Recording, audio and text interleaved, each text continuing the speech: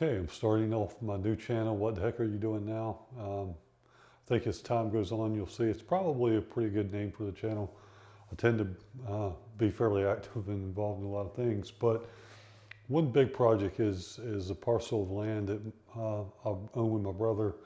It's hundreds of acres, and we take care of it. One of the key elements are wood chippers. We have a real big wood chipper, and then we have this DR, which is fairly big for a consumer level wood chipper. But I wanted to do a review on it. I've had it for a little over 3 years now.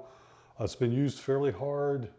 There's some things I like about it and some things I don't like about it. It pretty much goes with about anything that you get nowadays. But in looking at DR equipment on the internet, most of the videos seem to be put out by DR themselves, and I haven't seen a lot by owners. So I'm an owner, I bought this, have no affiliation with DR.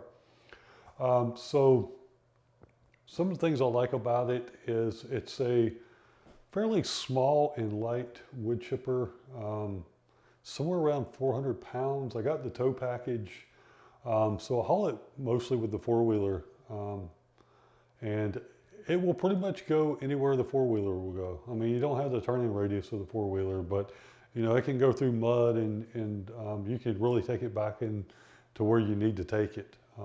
So this is a machine I would say designed, I wouldn't say this would be a homeowner type machine. If you have a couple acres of land, it's probably overkill, unless you just like overkill.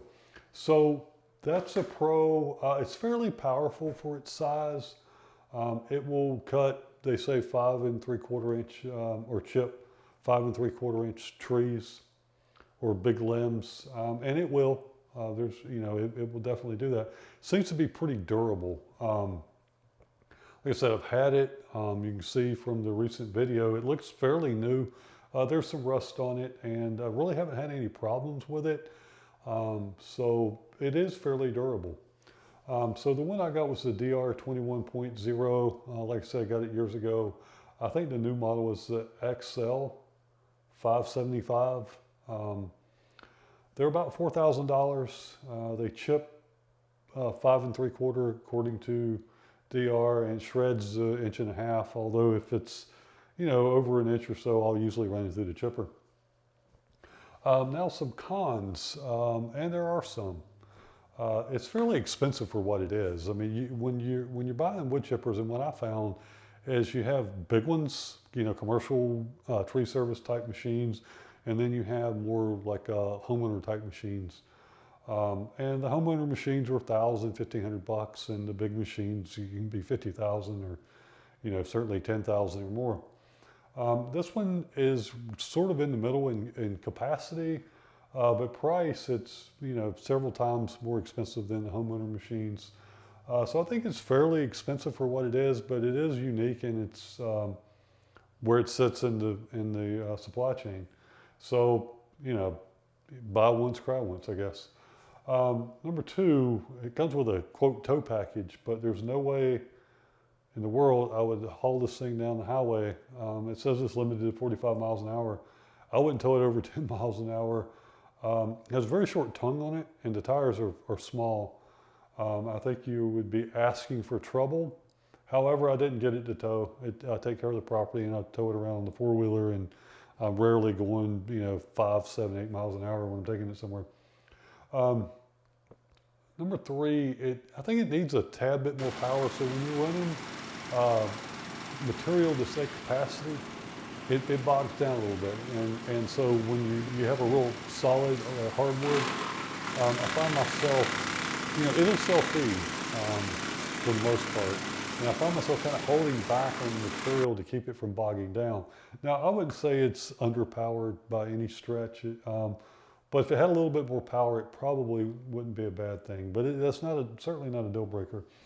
There are some design choices which I found odd, and you should be able to see them in some video. I'll be rolling over the top of this. But one, they have bolts and nuts and hardly any washers anywhere.